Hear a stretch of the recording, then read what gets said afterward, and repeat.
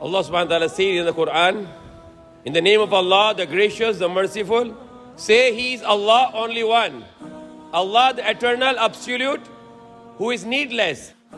Lam yalid wa lam yulad, He begets not, nor was He begotten. That He has no son and He has no father.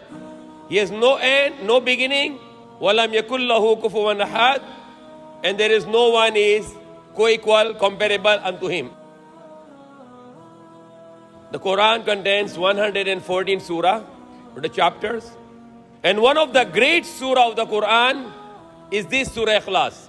And the Prophet Muhammad, he loved that surah very much.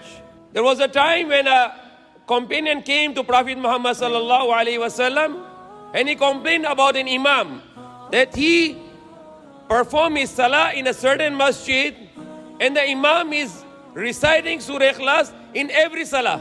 So Prophet Muhammad did not react it, did not angry, and he asked to the complainer, go and ask him why he do this. So the man went back to the masjid. Then he asked to the imam, why do you read always Surah Ikhlas in every salah? The imam said, because I love this surah very much. So the man who complained to Prophet Muhammad sallallahu alaihi wasallam, he went back to Prophet Muhammad sallallahu alaihi wasallam and informed him that imam, he told me that he reads Surah Ikhlas every day in every salah because he loves Surah Ikhlas very much. And the Prophet Muhammad sallallahu alaihi wasallam told him, go and inform him that Allah loves him. Why Allah loves him? Because he loves Surah Ikhlas. And he also said that he liked to read Surah Ikhlas because it's mentioned about the attributes of Allah subhanahu wa ta'ala. If somebody's father died or loved one died, what they do, they remember them with the good things. He talked about other people, that his father was like this and like this and like this. Allah subhanahu wa ta'ala is our Lord, our Master, our Creator, the giver of everything, the giver of life and death to us. How we can remember Allah?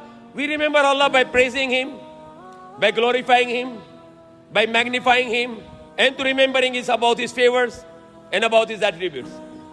And one of the best way that we can remember Allah by reading Surah Ikhlas, to mentioning about His attributes. Even the Prophet Muhammad, when the group of the Christians came to Medina and they asked him about who is Allah, and the reply of the Prophet Muhammad to that group of Christians is Surah Ikhlas. It's like a test. The true God is only Allah, and only Allah can pass that test of Surah Ikhlas.